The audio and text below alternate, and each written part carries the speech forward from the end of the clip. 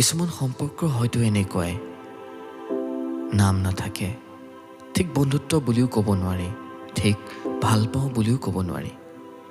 বন্ধুত্বতকৈ বহুত বেছি গভীৰ সেই সম্পৰ্ক, য'ত এজন ভাল বন্ধুৰ দৰে সকলো কথাই শ্বেয়াৰ কৰা হয়, ভুলবোৰ শুধৰাই আগুৱাই যোৱাত সাহস দিয়া হয়, য'ত এগৰাকী প্ৰেমিক প্ৰেমিকাৰ দৰে খং অভিমান মৰম স্নেহ কাজিয়া হাঁহি ধেমালি সকলোখিনি দিশেই সন্নিৱিষ্ট হৈ থাকে, পত্নীৰ দৰে অধিকাৰ সাব্যস্ত কৰা ইত্যাদি ইত্যাদি।